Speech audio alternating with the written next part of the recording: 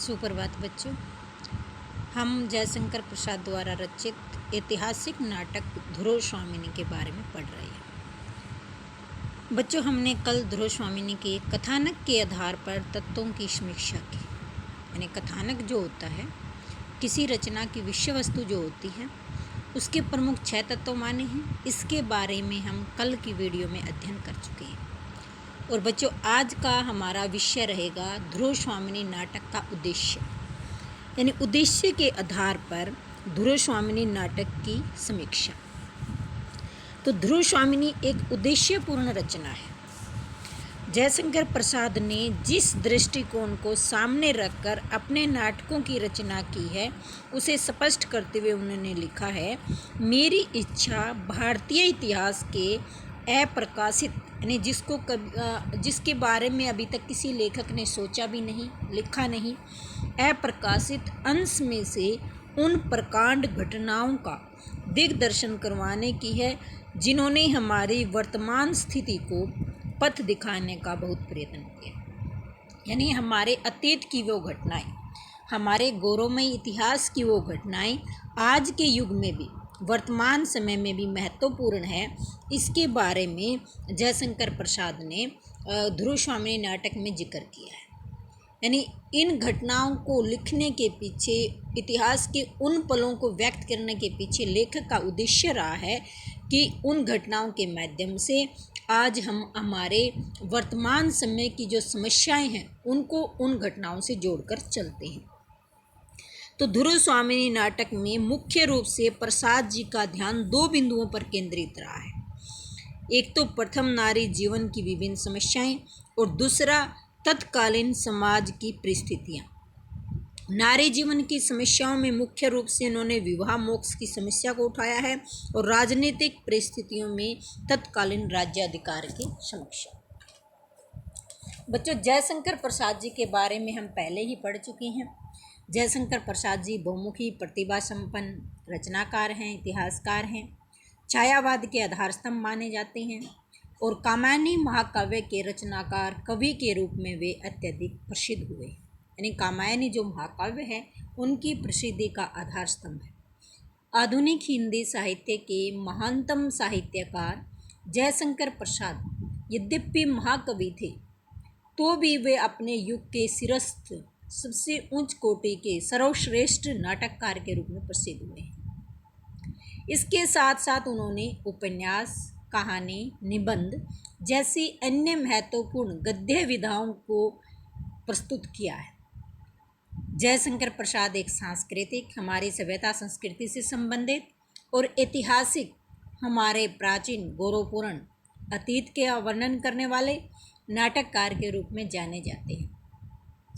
उनके नाटकों में एक ओर कविताओं की प्रधानता है, और दूसरी ओर देश प्रेम की भावना। यानी उनके जो नाटक हैं, वो देश प्रेम की भावना से ओतप्रोत हैं। देशभक्ति की भावना, देश के प्रति, राष्ट्र के प्रति प्रेम भावना उनके नाटकों में कूट-कूट कर भरे हुए हैं। पात्रों का आंतरिक संघर्ष, कथानक की जटिलता, रंगमंचीय दुरूहता, दार्शनिकता, प्रेम तत्व, आधुनिकता का प्रभाव आदि उनके नाटकों की कुछ विशेषताएं हैं। प्रसाद जी ने कुल मिलाकर 12 नाटकों की रचना की है, जो हैं सज्जन, करुणालय, प्रायश्चित, राज्यश्री, विशाख, अजातशत्रु, जन्मजय का नागयज्ञ, कामना, चंद्रगुप्त, शकंदगुप्त, एक घूंट और ध्रुव स्वामिनी।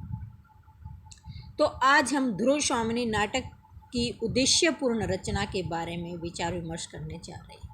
यानी ध्रुव स्वामिनी रचना लिखने के पीछे, ध्रुव स्वामिनी नाटक लिखने के पीछे लेखक का क्या उद्देश्य रहा है। ध्रुव स्वामिनी प्रसाद जी की अंतिम और नाट्य कला की दृष्टि से सबसे श्रेष्ठ और सफल रचना कही जा सकती है, जिसका प्रकाशन 1933 में हुआ।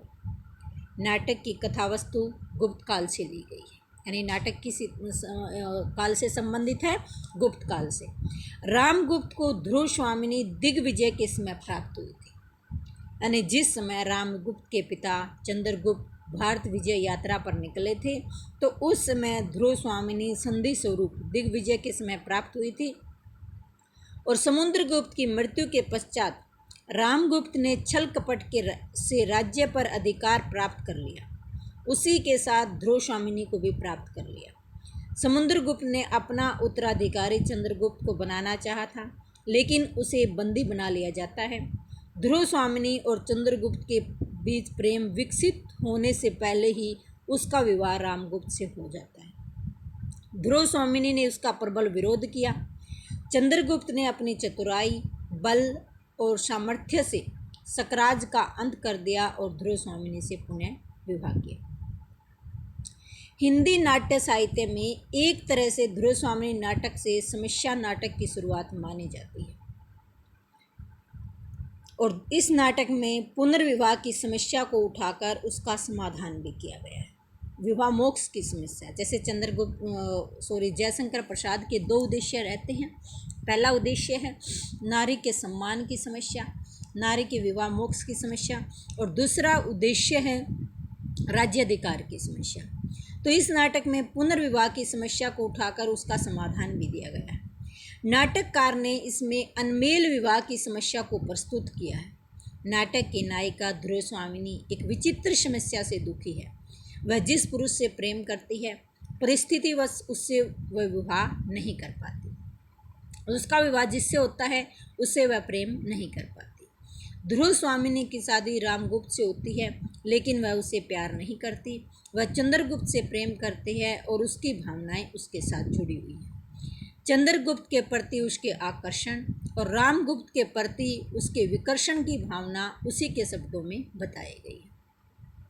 ध्रुव स्वामिनी कहती है, कुमार की स्निग्ध, सरल और सुंदर मूर्ति देखकर कोई भी प्रेम से पुलकित हो सकता है, किंतु उन्हीं का भाई, यानी उन दोनों भाइयों के बीच तुलना करते हुए कहती है, रामगुप्त आश्चर्य, यानी बड़ा आश्चर्य होता है। रामगुप्त अपने शत्रु सकराज से संधि करता है और शर्त के अनुसार ध्रुव स्वामिनी को भी उसे समर्पित करना चाहता है। ध्रुव स्वामिनी रामगुप्त से स्त्री गौरव, नारी की गरिमा और कुल मर्यादा पर प्रश्न करती है। यही नाटककार ने विवाह के औचित्य और अनौचित्य, यानी उचित और अनुचित आदि प्रश्न करते हुए नारी जाति पर पुरुष के अधिकार, अनाधिकार और उसकी मुक्ति की समस्या को उठाया है। समस्या को प्रस्तुत करने के साथ साथ उन्होंने उसका समाधान भी प्रस्तुत किया है। नाटककार ने ध्रुव स्वामिनी और रामगुप्त का संबंध विच्छेद कराने वाले, यानी उनका तलाक कराने वाले पुरोहित जी से धर्मशास्त्र के अनुसार समस्या का समाधान प्रस्तुत किया है। पुरोहित कहता है, जिसे अपनी स्त्री को दूसरे की अंकगामिनी बनाने के लिए भेजने में कुछ संकोच नहीं, यानी जो राजा अपने पत्नी को दूसरे व्यक्ति के पास भेजने में किसी प्रकार का संकोच अनुभव नहीं करता, वह कलीव नहीं तो और क्या है, वह कायर है, नपुंसक है। तो हम उसे और क्या कह सकते हैं। मैं स्पष्ट शब्दों में कहता हूँ कि धर्मशास्त्र रामगुप्त से ध्रुव स्वामिनी को मोक्ष की आज्ञा देता है, यानी रामगुप्त और ध्रुव स्वामिनी का विवाह विच्छेद धर्म की दृष्टि से भी गलत नहीं है। इस तरह प्रसाद जी ने ध्रुव स्वामिनी को मुक्ति दिलाकर पुनर्विवाह की आज्ञा दिलवाई और समस्या का समाधान किया। पुनर्विवाह के साथ साथ नाटककार ने नारी के अधिकार और स्वाभिमान की रक्षा की बात की। राजनीति में स्वार्थ के कारण पुरुष नारी से बुरा व्यवहार करता है और नीति की चिंता छोड़कर अनीतिपूर्ण आचरण करता है। प्रसाद जी ने नाटक में यह सूचना दी है कि रामगुप्त जैसे व्यक्ति से पत्नी का संबंध नहीं रखना चाहिए, यानी वह नीतिपूर्ण नहीं है, छल कपट का व्यवहार करता है और अपनी पत्नी को दूसरे राजा को उपहार स्वरूप भेजने के लिए तैयार हो जाता है। इसीलिए पुरोहित भी कहता है कि रामगुप्त जैसे व्यक्ति को पत्नी को संबंध नहीं रखना चाहिए। अपने जीवन को उन्नत बनाने के लिए पुरुष को जितना अधिकार है उतना एक स्त्री को भी है। नाटक में उन्होंने स्त्री की मुक्ति और पुनर्विवाह की समस्या का सार्थक समाधान करने का प्रयास किया है। वर्तमान संदर्भ में ध्रुव स्वामिनी नाटक अत्यंत प्रासंगिक है। यानी ध्रुव स्वामिनी नाटक आज के युग में भी इतना ही सफल है, उतना ही उपयोगी है जितना उस समय था, गुप्त काल में। इसमें नाटककार ने एक राजा के दायित्वों पर भी विचार किया है। राजा का जो कर्तव्य होता है, उसका जो दायित्व होता है समाज के प्रति, अपनी प्रजा के प्रति उसकी जो जिम्मेदारियां होती हैं, उनके बारे में भी उस पर विचार किया है। आजकल हम देखते हैं कि सत्ताधारी लोक कल्याण की बात को भूलकर अपनी स्वार्थ पूर्ति में लगे हुए भाई भतीजावाद, जातिवाद, सांप्रदायिकता आदि भावनाएं भड़काकर नेता अपना स्वार्थ सिद्ध करना चाहते हैं। इसका एकमात्र उपाय है आज राजनीति। अपने राष्ट्र और जनता की रक्षा करना राजा की सबसे बड़ी जिम्मेदारी है, जिससे उसका आदर और सम्मान होता है, क्योंकि यथा राजा तथा प्रजा, जैसा राजा होता है वैसी ही प्रजा होती है। यदि राजा अपनी प्रजा के सुख दुख का ख्याल रखता है तो प्रजा भी अपने राजा को सर आँखों पर बिठाती है, उसका मान सम्मान करती है और हर पल उसके साथ खड़ी रहती है। अगर किसी राजा अपने राष्ट्र की रक्षा करने में असमर्थ है तो राष्ट्र की भलाई के लिए उस राजा को सत्ता से हटा देना चाहिए। नाटक में रामगुप्त जैसे दुष्ट, स्वार्थी, अत्याचारी, अधर्मी, अन्यायी, कायर और गैर जिम्मेदार पति और राजा से समस्त अधिकार छीन लिए। यानी रामगुप्त दुष्ट है, स्वार्थी है, अत्याचार करता है, अन्यायी है और अधर्म के पथ पर चलता है। उसे अपनी प्रजा से प्रेम कहाँ जब वह अपनी पत्नी की ही अस्मिता को नहीं बचा पाता है, अपने कुल की मर्यादा का रक्षक नहीं है। वो राजा जो स्वयं ही अपने कुल की मर्यादा का भक्षक बन गया है, वो अपनी जनता के प्रति, अपनी प्रजा के प्रति क्या जिम्मेदारी निभाएगा। दूसरी ओर आजकल विवाह को लेकर कई प्रकार की गलत धारणाएं फैल गई है। विवाह के नाम पर महिलाओं के अधिकारों को छीनकर उनको गुलाम बनाकर उन पर कई अत्याचार हो रहे हैं। लोग सोचते हैं कि शादी के बाद पत्नी पर पति का पूरा अधिकार है, वह उसकी गुलाम है।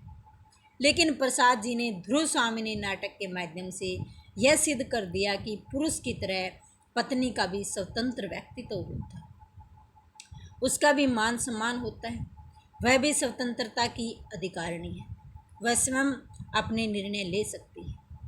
अगर पुरुष अपनी पत्नी की रक्षा न कर सके, उसका पालन न कर सके, तो पत्नी को भी तलाक का अधिकार है, वह उसे मुक्ति प्राप्त कर सकती है, उसका जीवन वह अपने अनुसार जी सकती है। नाट्य कला की दृष्टि से ध्रुव स्वामिनी प्रसाद जी का सर्वोत्तम एवं सफल नाटक है, जिसमें 3 अंक है और प्रत्येक अंक में एक एक दृश्य है। कार्य व्यवहार एक स्थान पर संपन्न होता है। मंचता की दृष्टि से भी यह नाटक सफल है। रंगमंच की आवश्यकताओं पर नाटककार ने पूरा ध्यान दिया है। स्वगत भाषण का भाव और सरल भाषा नाटक की विशेषता है। संवादों में गतिशीलता के कारण नाट्य प्रभाव में कोई बाधा नहीं है। तो हम उद्देश्य के आधार पर ध्रुव स्वामिनी नाटक की समीक्षा कर रहे हैं। प्रसाद जी ने जो समस्याएं उठाई हैं, पहली विवाह मोक्ष की समस्या और दूसरी जो है राज्याधिकार की समस्या। जयशंकर प्रसाद जी ने अपने नाटकों में भारत के गौरवमय अतीत के विभिन्न भागों को चित्रित किया है। प्रस्तुत नाटक में गुप्त काल की कथा का उल्लेख किया गया है। यह काल भारतीय इतिहास का स्वर्ण युग कहलाता है। सम्राट समुद्रगुप्त अपनी सूझबूझ एवं शक्ति के बल पर शक्तिशाली राज्य स्थापित कर देता है। उसके योग्यता के आधार पर अपने छोटे पुत्र चंद्रगुप्त को राज्य का राज्याधिकारी भी घोषित कर देता है, किंतु उसकी मृत्यु के बाद उसका बड़ा पुत्र रामगुप्त छल कपट का व्यवहार करके राज्याधिकार प्राप्त कर लेता है। वह कायर है, अयोग्य है एवं विलासी है। उसकी कायरता के कारण, अयोग्यता के कारण, नीचता के कारण राष्ट्र का गौरव नष्ट होते देखकर राष्ट्रनायक चंद्रगुप्त सामने आता है और वह अपने साहस, बल, पौरुष और सूझबूझ से सकराज को पराजित करके मौत की नींद सुलाकर राष्ट्रगुरु की रक्षा करता है। उपयुक्त विवेचन को देखते हुए कहा जा सकता है कि प्रसाद जी ने अपनी नाट्य कृति ध्रुव स्वामिनी में इतिहास के प्रसंगों को उद्धृत करते हुए आधुनिक नारी की समस्याओं को उठाया ही नहीं अपितु उसका समाधान भी प्रस्तुत किया है। जब दाम्पत्य जीवन में नारी का शोषण हो रहा हो तो ऐसी स्थिति में संबंध विच्छेद तथा पुनर्विवाह की व्यवस्था ही सबके लिए मंगलकारी होगी। जब अयोग्य राजा द्वारा राष्ट्र का अहित हो तो उसे हटाकर उसके स्थान पर योग्य व्यक्ति को राजा बना देना, जिससे राष्ट्रहित और प्रतिष्ठा बनी रहे। तो हम देखते हैं कि ध्रुव स्वामिनी नाटक में नाटककार ने आधुनिक समाज की समस्याओं को भी व्यक्त किया है कि किस प्रकार आधुनिक समय में भी ध्रुव स्वामिनी नाटक जो है वो सफल है, उपयोगी है। इस नाटक के माध्यम से नाटककार ने नारी स्थितियों की रक्षा की है। नारी अपनी स्थितियों की रक्षा के लिए अपना समस्त साहस बटोरकर परिस्थिति का बलपूर्वक मुकाबला करती है। इससे प्रसाद जी ने नारी को भारतीय आदर्श के रूप में उपस्थित किया है। जिस प्रकार चंद्रगुप्त नाटक में कल्याणी स्थितियों की रक्षा और सम्मान के लिए पर्वतेश्वर की छाया करती है, उसी प्रकार ध्रुव स्वामिनी भी आत्महत्या के लिए प्रस्तुत हो जाती है। इसके साथ साथ प्रसाद जी ने नारी मनोविज्ञान का चित्रण किया है। प्रसाद जी नारी मनोविज्ञान के महापंडित थे। उन्होंने अपने नारी पात्रों का चरित्र चित्रण करते हुए नारी मनोविज्ञान को आधार बनाया है। प्रसाद जी ने नारी की दया, प्रेम, श्रद्धा, त्याग, तपस्या से मंडित स्वरूप को दिखलाया है। प्रसाद जी का प्रत्येक नारी पात्र हृदय पर प्रभाव डाले बिना नहीं रह सकता। वह ऐसे ऐसे महान कार्यों को दिखाती है कि पुरुष पात्रों के लिए वह प्रेरणा स्रोत बन जाती है। प्रसाद जी ने अपने नाटकों में नारी का प्रेम और कर्तव्य का द्वंद्वात्मक रूप भी दिखाया है। वहाँ नारी एक और प्रेम के सागर में लीन है, परंतु दूसरी ओर उसे उसका कर्तव्य भी ललकारता है। वह कर्तव्य पालन के लिए प्रेम का बलिदान कर देती है और आगे बढ़ जाती है। महाशक्ति के रूप में नारी का चित्र। प्रसाद जी ने नारी की शक्ति का भली भांति अनुमान था, इसलिए उन्होंने नारी को महाशक्ति के रूप में चित्रित किया है। जब नारी अबला से सबला बन जाती है, जो भी कार्य करने की वह ठान लेती है, वह अपने कार्य को पूरा करके ही दम लेती है। प्रसाद जी के नारी पात्र साहसिक है। वो साहसिक कार्य करके सिद्ध करते हैं कि वे पुरुष से किसी भी प्रकार कम नहीं है तथा हर कार्य को वीरतापूर्वक कर सकती है। ध्रुव स्वामिनी नाटक में कोमा और मंदाकिनी आदि पात्रों के माध्यम से लेखक ने नारी के स्वरूप का वर्णन किया है। ध्रुव स्वामिनी नाटक की प्रधान नायिका ध्रुव स्वामिनी है, जिसके चरित्र के दो रंग नाटक में है। प्रारंभ में वह अत्यंत उदास है, दुखी है और निराश है, लेकिन बाद में उसके चरित्र का एक ऐसा मोड़ आता है जिससे उसकी अंतर चेतना जागृत हो उठती है और वह अपनी बुद्धि के प्रभाव से कर्मवाद के क्षेत्र में उतर जाती है। ध्रुव स्वामिनी का पति रामगुप्त है, लेकिन पति सुख से वह हमेशा के लिए वंचित है। रामगुप्त कायर है, विलासी है, कुचक्री है और इसीलिए वह कभी भी उसे अपना पति स्वीकार नहीं करती। पति सुख से वंचित होने के कारण घुटन, अपमानजनक और संस्कृतिहीन वातावरण में भी उसे रामगुप्त के प्रति घृणा उत्पन्न नहीं होती। रामगुप्त की विलासिनियों के साथ मदिरा में उन्मत्त रहने पर भी उसे क्रोध नहीं आता। वह चंद्रगुप्त का बंदी होना और उसे अपनी दयनीय दशा राज चक्कर का परिणाम समझती है। वह अपने को महादेवताओं के बंधनों में बंदी राजकीय बंदिनी के रूप में पाती है। इसके परिणाम स्वरूप चंद्रगुप्त के पौरुष, सौंदर्य, स्वभाव आदि सद्गुणों का स्मरण करके वह उसकी ओर आकर्षित होती है और उसकी भावनाएं चंद्रगुप्त के लिए कोमलतम और मधुरतर हो जाती हैं। जब रामगुप्त उसे सकराज को उपहार के रूप में देना सोचता है, तब वह उसका घोर विरोध करती है।